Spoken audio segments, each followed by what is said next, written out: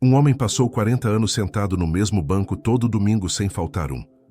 E na noite em que Deus abriu seus olhos, ele levantou no meio do culto, chorando, e disse: "Eu nunca estive aqui dentro."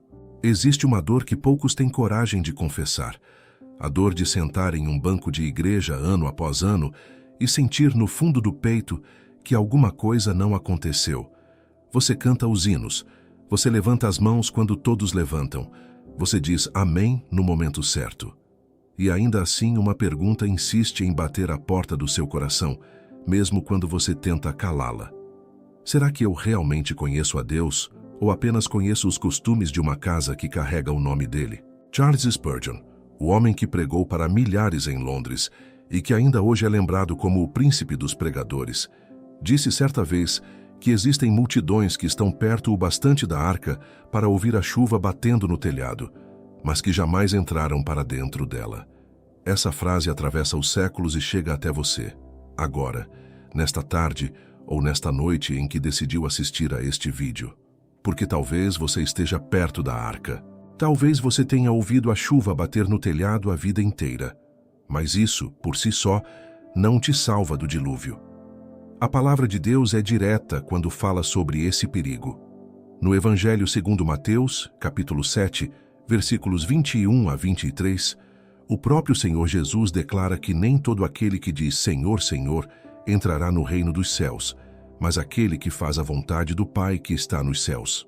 E ele vai além, descrevendo um dia terrível em que muitos dirão: não profetizamos em teu nome, não expulsamos demônios em teu nome, não fizemos muitos milagres em teu nome.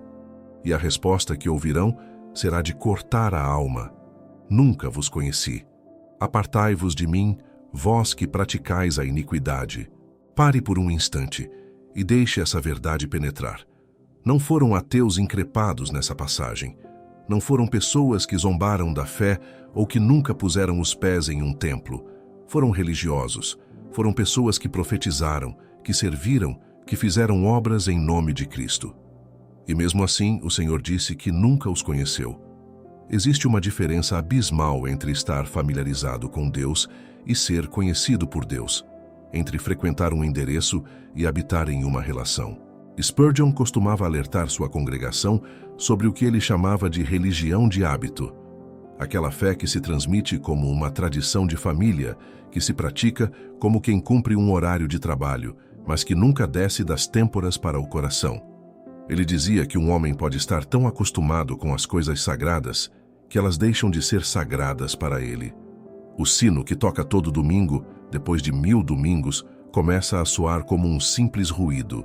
A cruz pregada com lágrimas na primeira vez que você ouviu o Evangelho, depois de anos, pode se tornar apenas um símbolo pendurado na parede, sem poder algum sobre a sua vontade. E é exatamente aqui que mora o perigo que este vídeo pretende revelar. Existe uma distância enorme entre estar dentro de uma igreja e estar dentro de Cristo. A instituição, os rituais, os cânticos, as reuniões, tudo isso pode existir. Tudo isso pode ser bom e ordenado por Deus. Mas nada disso substitui o nascimento espiritual do qual Jesus falou a Nicodemos, no Evangelho de João, capítulo 3, versículo 3, quando disse que, se alguém não nascer de novo, não pode ver o reino de Deus. Nascer de novo não é decorar um credo, não é aprender o vocabulário certo, não é vestir a roupa apropriada para o culto de domingo. É uma transformação que vem de dentro para fora, operada pelo Espírito Santo, que muda não apenas o comportamento, mas a própria natureza do coração. Muitos confundem participação com pertencimento. Confundem presença física com presença espiritual. E o inimigo de nossas almas sabe, melhor do que ninguém, que a forma mais eficiente de neutralizar um crente não é afastá-lo da igreja, mas mantê-lo dentro dela, ocupado, satisfeito, adormecido, convencido de que já chegou, quando na verdade ainda nem partiu. Existe um sono espiritual que se disfarça de fidelidade religiosa. Existe uma paz falsa que nasce não da comunhão com Deus, mas do simples costume de estar presente onde Deus é mencionado. Pense em como isso acontece, silenciosamente, dentro de uma vida inteira de religiosidade. Uma criança nasce em um lar cristão. Aprende a orar antes de aprender a ler. É levada ao templo todo domingo pela mão dos pais.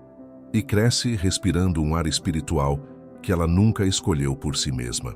Chega à vida adulta, casa, tem seus próprios filhos. Continua frequentando os mesmos cultos, agora talvez até servindo em algum ministério, e nunca ninguém a questiona, porque aos olhos de todos ela sempre esteve lá. Mas Deus não julga pela presença na fila de bancos. Ele julga o coração, como está escrito em 1 Samuel, capítulo 16, versículo 7, onde o Senhor diz a Samuel que o homem olha para a aparência, mas o Senhor olha para o coração. Que há uma diferença entre uma vida moldada pelo costume e uma vida verdadeiramente rendida ao senhorio de Cristo. Uma pode imitar a outra por décadas, usando as mesmas palavras, cantando os mesmos hinos, chorando nas mesmas orações coletivas, e ainda assim jamais ter passado pela porta estreita da qual Jesus falou. Se você chegou até aqui, talvez o Espírito esteja fazendo em você o mesmo que fez naquele homem, que depois de 40 anos no mesmo banco, finalmente abriu os olhos. Não estou aqui para dizer que você deve abandonar a igreja local. Longe disso, a Escritura nos ensina em Hebreus capítulo 10, versículo 25, a não deixarmos de congregar-nos. O que este vídeo vai revelar nos próximos minutos é algo muito mais profundo. Como distinguir a religião que apenas ocupa um lugar na sua agenda daquela intimidade viva e ardente que transforma completamente a maneira como você enxerga Deus, o pecado, a eternidade e a si mesmo. Antes de continuarmos essa jornada, eu preciso pedir uma coisa a você. Se essa palavra já está tocando o seu coração, se você sente que precisa ouvir isso até o fim, inscreva-se agora neste canal e ative o sininho de notificações.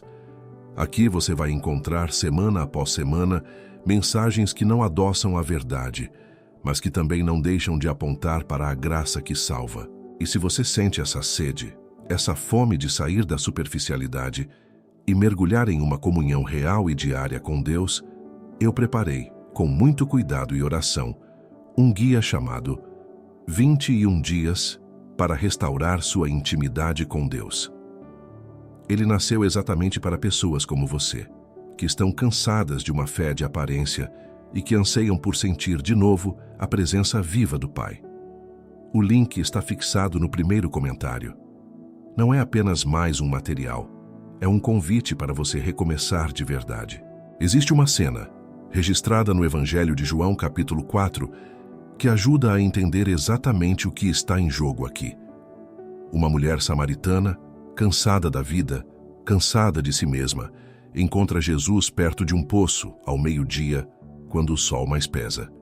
Ela começa a discutir com ele sobre lugares de adoração, sobre qual monte era o correto para se prestar culto a Deus. E Jesus, com uma delicadeza que corta mais fundo do que qualquer repreensão, responde que vem a hora, e já é chegada, em que os verdadeiros adoradores adorarão o Pai em espírito e em verdade, porque o Pai procura a quem assim o adore. Repare bem, ele não disse que o Pai procura quem adora no lugar certo. Disse que procura adoradores em espírito e verdade. Essa distinção, ainda que pareça simples à primeira vista, muda tudo, porque você pode estar no lugar certo, na denominação certa, no horário certo, com a Bíblia certa debaixo do braço, e ainda assim estar tão distante de uma adoração verdadeira quanto aquela mulher estava antes de conversar com Jesus. O endereço nunca foi o verdadeiro problema dela. O coração, sim, era. E é justamente aí que mora a revelação que este vídeo carrega. O lugar onde você se senta todo domingo não determina a profundidade da sua comunhão com Deus. A postura do seu coração, sim. Muitas pessoas vivem anos inteiros presas a uma espiritualidade de superfície sem nem perceber, porque aprenderam a associar fé com desempenho. Chegar cedo, participar do coral, oferecer o dízimo, levantar as mãos no momento certo da música, repetir frases que ouviram os outros dizerem em oração pública, nada disso é errado em si mesmo. Mas quando essas ações se tornam o centro da experiência espiritual, substituindo o relacionamento pessoal e diário com Deus, elas se transformam em uma espécie de teatro sagrado.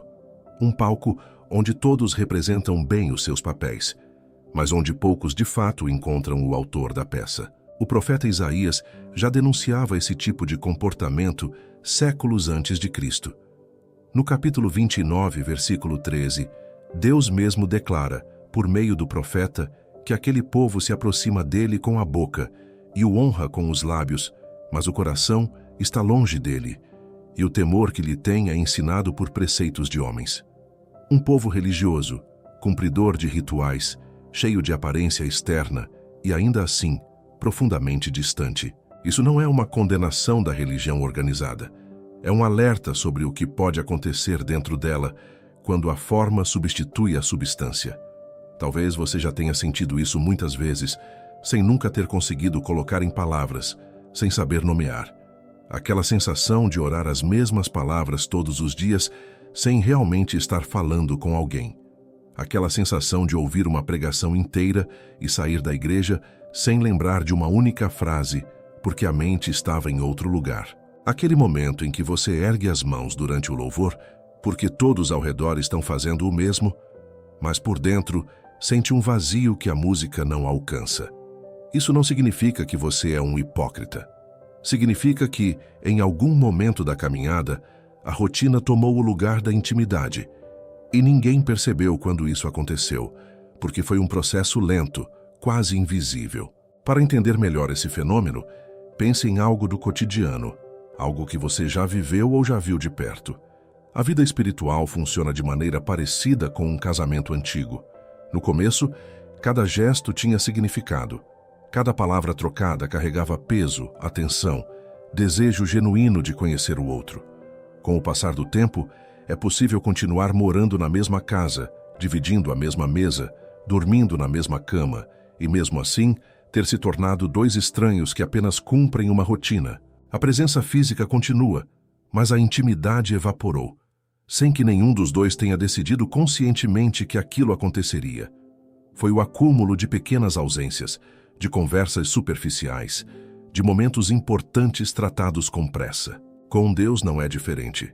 Ninguém acorda um dia e decide, formalmente, abandonar a intimidade com o Pai. O que acontece é uma sucessão de pequenas escolhas, a oração feita correndo, o tempo com a palavra substituído por outras urgências, o silêncio diante de Deus preenchido com barulho, notificações, preocupações. E, aos poucos, a pessoa continua indo à igreja, continua se identificando como cristã, continua defendendo a fé em conversas, mas por dentro, algo secou. A água viva da qual Jesus falou àquela mulher samaritana, no mesmo capítulo 4 de João, versículo 14, aquela água que se torna, em quem a bebe, uma fonte que salta para a vida eterna, deixou de ser experimentada diariamente e virou apenas uma doutrina bonita guardada na memória, mas esquecida no cotidiano. O mais doloroso é que essa condição pode coexistir por muito tempo e sem grandes escândalos visíveis, com uma vida ativa dentro da igreja. É possível liderar um ministério, tocar um instrumento no louvor, ensinar uma classe de escola bíblica e estar, ao mesmo tempo, espiritualmente ressecado por dentro. A serventia, por mais nobre e necessária que seja, não é prova automática de intimidade. Muitas vezes, ela pode até se tornar um esconderijo confortável, um lugar onde a pessoa se sente útil e aceita, sem nunca ser confrontada com a pergunta mais importante de todas: você conhece a Deus ou apenas trabalha para Ele? Essa pergunta não nasce para gerar culpa, ela nasce para abrir uma porta. Porque toda pessoa que reconhece esse vazio, que sente, mesmo em meio à multidão de um culto lotado, uma solidão espiritual profunda, está mais perto da restauração do que imagina. O primeiro passo para voltar a ter uma comunhão viva com Deus nunca é a vergonha.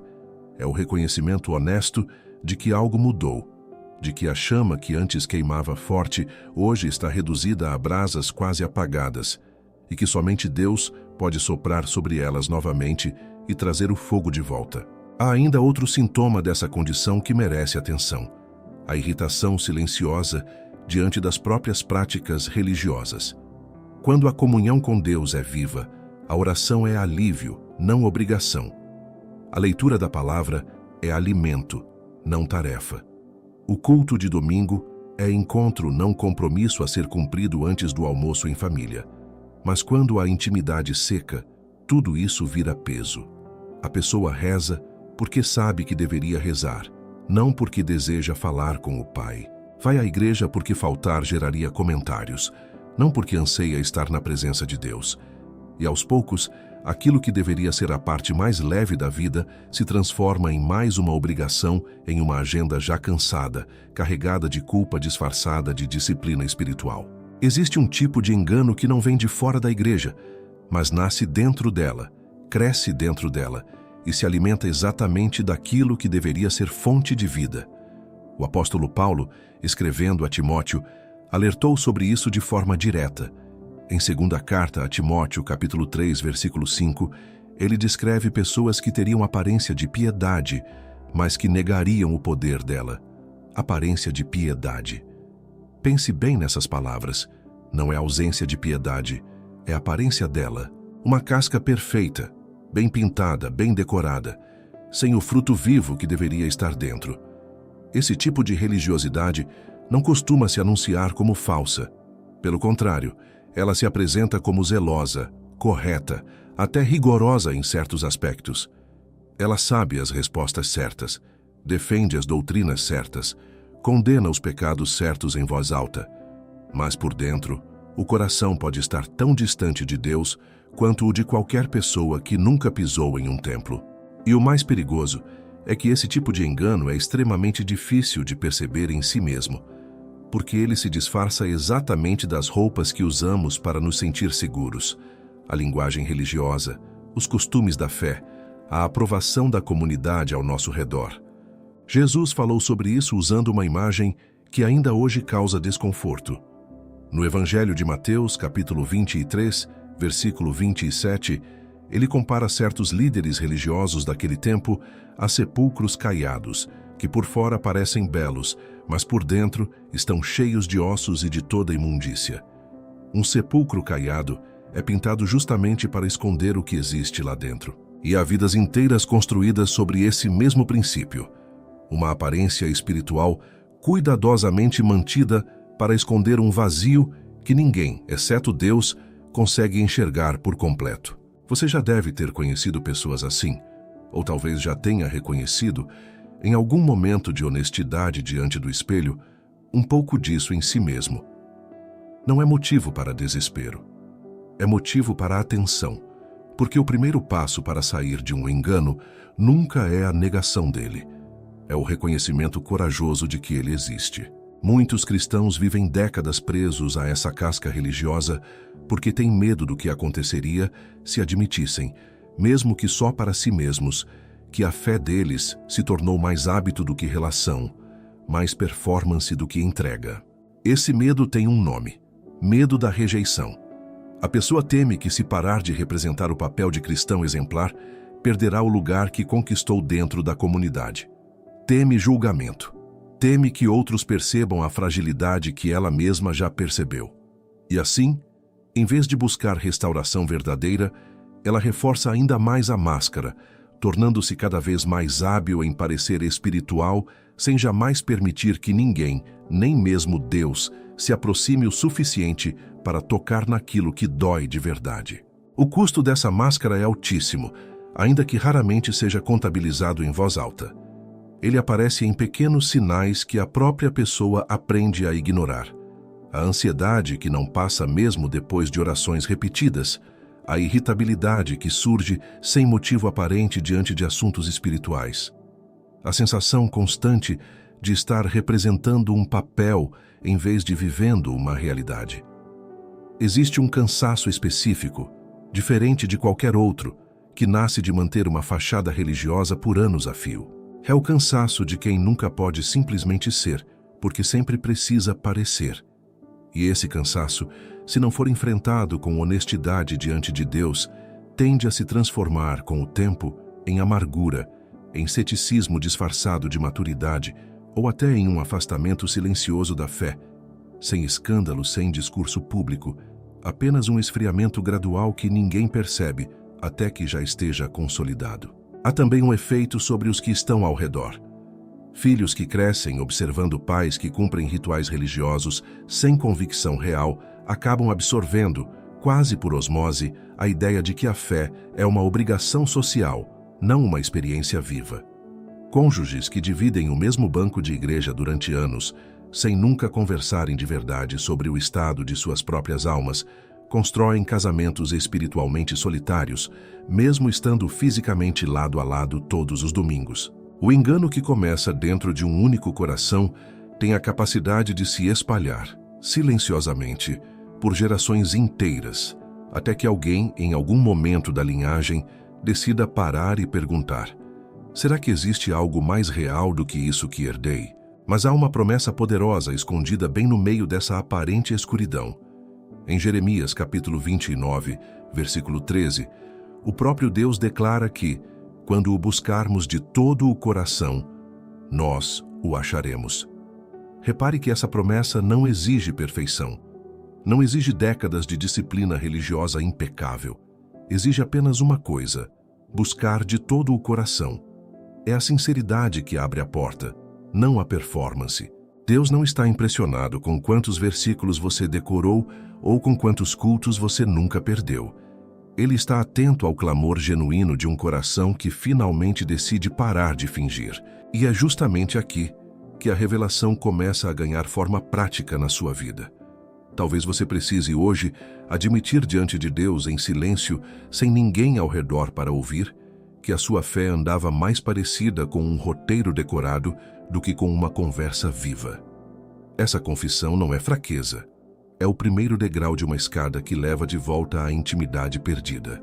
Davi, um homem que conheceu profundamente tanto a proximidade quanto o afastamento de Deus, escreveu no Salmo 51, versículo 10, um pedido que atravessa gerações: cria em mim, ó Deus, um coração puro e renova em mim um espírito reto. Ele não pediu que Deus melhorasse a sua aparência externa, pediu que Deus recriasse o que estava por dentro. Essa é a diferença entre reforma e regeneração. Reforma é tentar consertar o comportamento com esforço próprio, redobrar a disciplina, ir mais vezes à igreja, orar mais alto, jejuar com mais frequência. Regeneração é permitir que Deus mesmo entre onde a ferida está e faça um trabalho que nenhuma disciplina humana conseguiria fazer sozinha. Muitas pessoas passam a vida tentando se reformar, exaustas, frustradas, sem entender por que, apesar de todo o esforço religioso, ainda se sentem tão distantes de Deus quanto sempre estiveram. A resposta é simples e ao mesmo tempo profunda. Esforço nunca substitui rendição.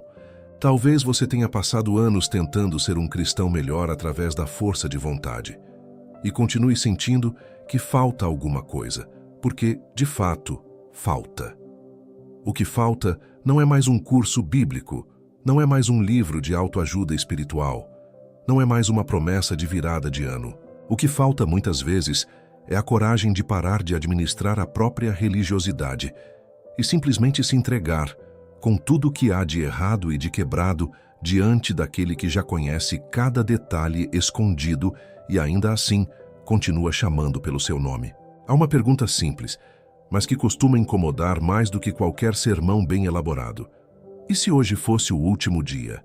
Não como um exercício retórico qualquer, feito apenas para gerar medo passageiro, mas como um espelho honesto diante da própria alma. Porque a maioria das pessoas vive adiando a intimidade real com Deus para um momento futuro, mais tranquilo, mais organizado, quando a correria da vida diminuir, quando os filhos crescerem, quando a aposentadoria chegar, quando finalmente houver tempo sobrando. Só que a Escritura nunca prometeu esse tempo sobrando. Em segunda carta aos Coríntios, capítulo 6, versículo 2, Paulo escreve que agora é o tempo aceitável, agora é o dia da salvação, não amanhã, não quando for mais conveniente, agora. Essa urgência não nasce de um Deus impaciente, ansioso e pronto para condenar quem demora um pouco mais para responder ao chamado. Nasce de um pai que conhece a fragilidade da vida humana melhor do que qualquer um de nós. Tiago, no capítulo 4, versículo 14 de sua carta, descreve a nossa existência como um vapor que aparece por um pouco e depois se desvanece. Um vapor. Algo que você vê por um instante e quando pisca os olhos, já não está mais lá. Ninguém planeja o próprio funeral, enquanto ainda acredita ter décadas pela frente. E, no entanto, cada dia adiado é um dia a menos disponível para uma restauração que poderia ter começado hoje mesmo. Talvez você reconheça neste exato momento que sua fé se transformou em rotina sem vida, mas ainda assim sinta aquela velha tentação de adiar qualquer mudança para depois. Vou começar a orar com mais consistência semana que vem. Vou ler a Bíblia todos os dias assim que as coisas se acalmarem no trabalho. Vou buscar mais a Deus depois dessa fase difícil. Esse tipo de promessa, feita repetidamente ao longo dos anos, é uma das ferramentas mais eficazes que existem para manter alguém preso exatamente onde está, satisfeito com a intenção de mudar, sem nunca de fato experimentar a mudança. Conheço a lógica por trás desse adiamento, porque ela é profundamente humana. A vida impõe urgências reais: contas, trabalho, filhos, saúde, relacionamentos que exigem atenção imediata. E diante de tantas demandas visíveis e barulhentas, a vida espiritual, silenciosa por natureza, acaba sempre perdendo a disputa pela prioridade. Ninguém recebe uma cobrança do banco por falta de oração. Ninguém perde o emprego por não ter lido a Bíblia naquela semana. As consequências da distância espiritual são lentas, quase imperceptíveis no curto prazo, e é exatamente essa lentidão que as torna tão perigosas. Um coração pode secar aos poucos, ano após ano, sem nenhum alarme sonoro, sem nenhuma crise visível que force a pessoa a parar e reavaliar, até que, de repente, em meio a uma perda, uma doença ou uma noite de insônia, ela perceba o tamanho da distância que se acumulou em silêncio. A boa notícia, e ela é genuinamente boa, é que Deus não exige que você resolva a vida inteira antes de se aproximar dele. Em Tiago, capítulo 4, versículo 8, há uma promessa simples e direta: aproximai-vos de Deus, e ele se aproximará de vós. Não existe pré-requisito de perfeição nessa frase.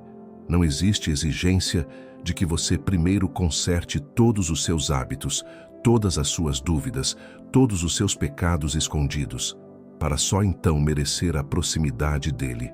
O movimento de aproximação de Deus em relação a nós acontece exatamente quando nós damos o primeiro passo, mesmo que seja um passo hesitante, mesmo que venha acompanhado de lágrimas, vergonha ou medo.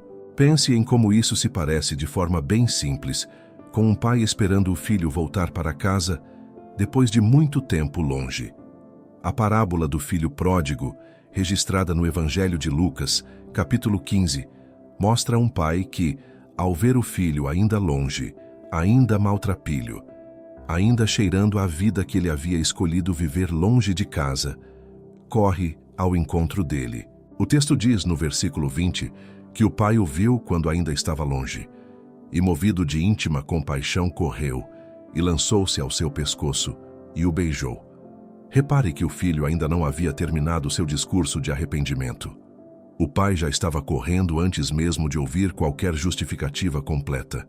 Assim é o coração de Deus diante de qualquer pessoa que decide, ainda que tarde, ainda que cansada, voltar para casa. Restaurar a intimidade com Deus não exige, portanto, um plano espiritual complexo, cheio de etapas impossíveis de cumprir.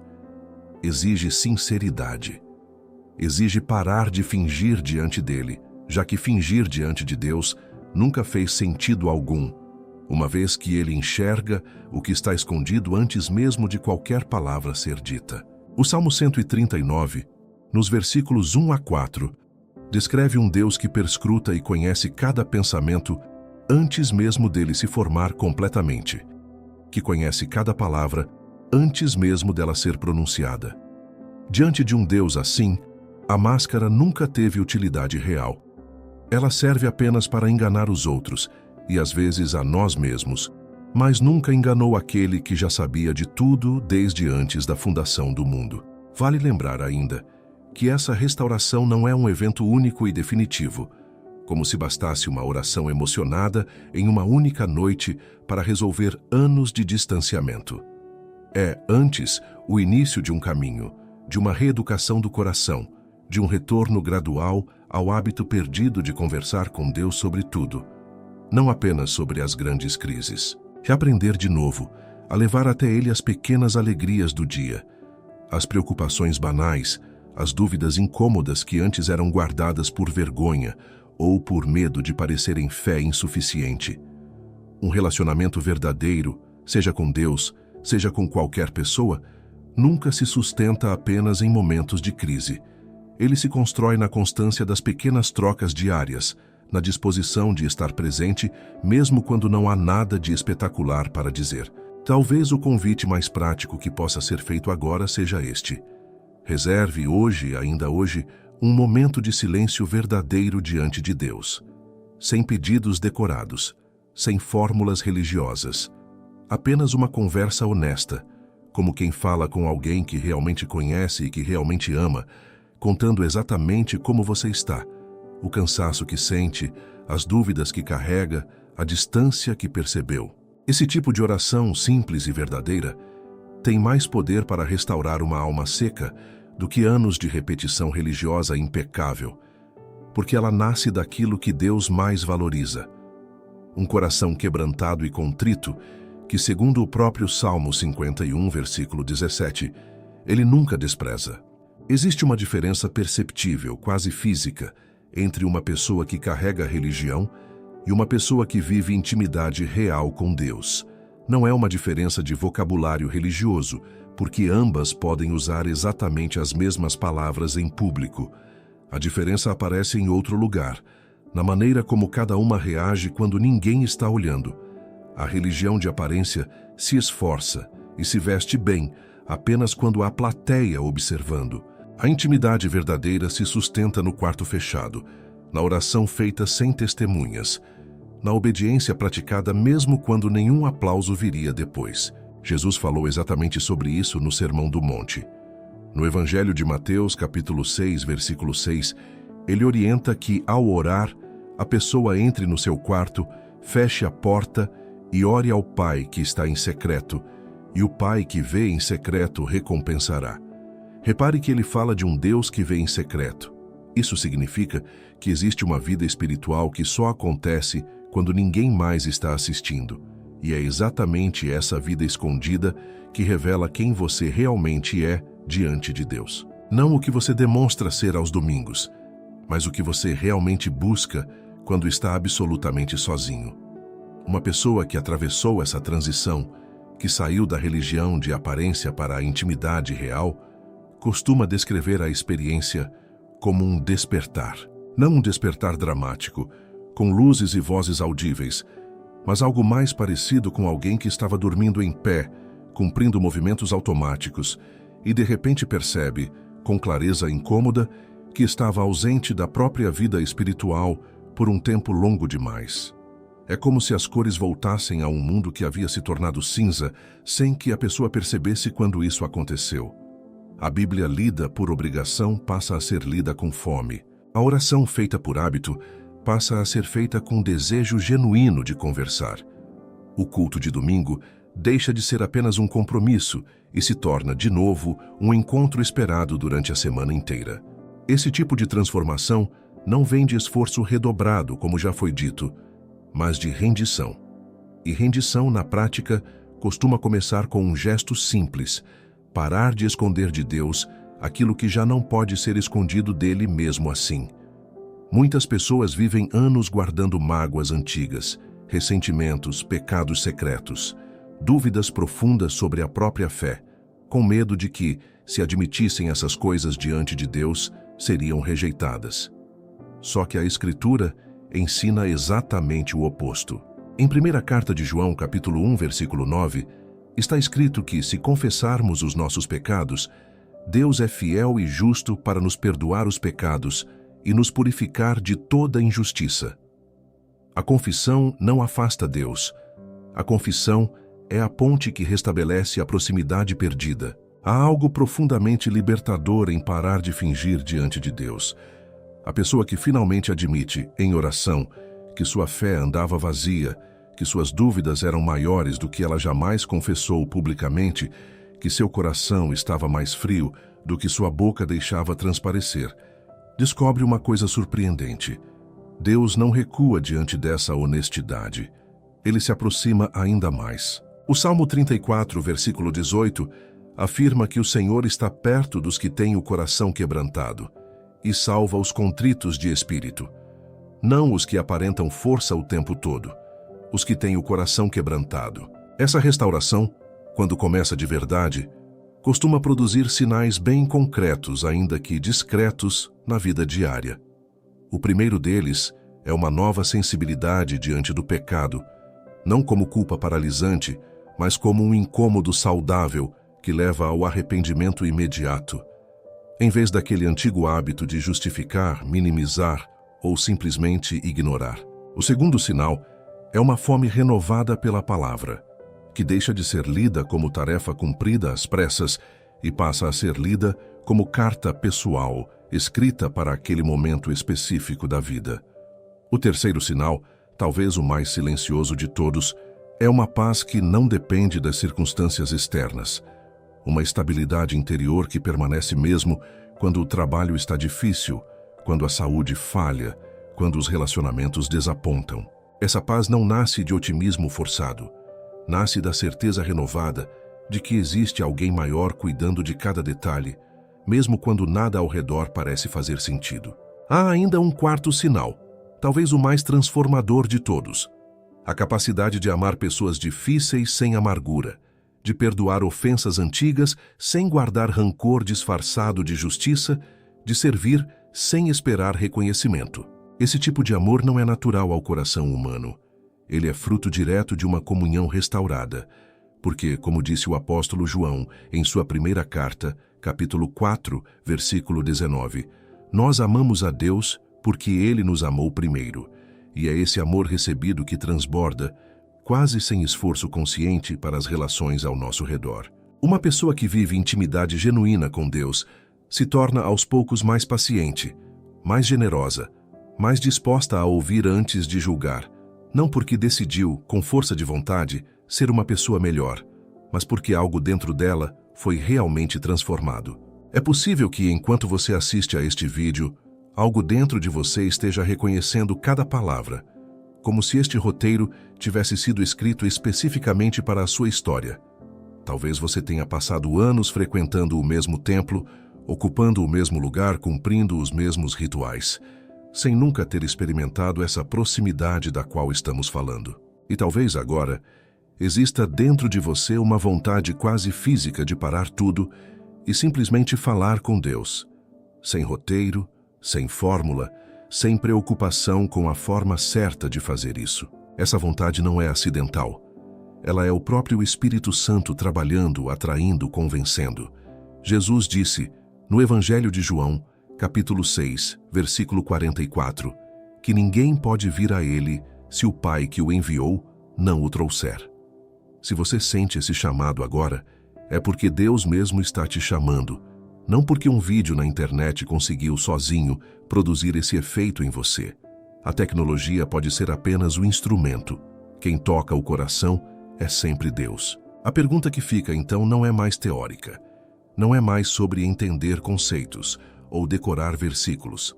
A pergunta é prática, pessoal, direta. Você está disposto a trocar a religião de aparência por uma intimidade real, mesmo que isso signifique admitir, pela primeira vez em muito tempo, o quanto você se afastou? Mesmo que isso signifique chorar em oração de um jeito que você não permite fazer em público, mesmo que isso signifique recomeçar do zero, uma comunhão que você havia deixado esfriar por tempo demais. A resposta a essa pergunta não muda apenas a sua próxima ida à igreja. Ela pode mudar completamente a direção do restante da sua vida. Se esta mensagem tocou algo dentro de você hoje, não deixe essa sensação passar em branco. Obrigado por ter caminhado até aqui, por ter dedicado esse tempo a olhar para dentro da própria alma. Inscreva-se neste canal, deixe seu like e conte nos comentários o que Deus falou ao seu coração enquanto você assistia. Sua palavra pode ser exatamente o que outra pessoa, lendo os comentários, precisa ouvir agora. Nos próximos vídeos, vamos continuar essa caminhada juntos, aprofundando temas que fortalecem sua fé e sua intimidade com Deus. E se você quer dar o primeiro passo prático rumo a essa restauração, o guia 21 dias para restaurar sua intimidade com Deus está te esperando no link fixado no primeiro comentário. Foi feito com carinho para almas como a sua.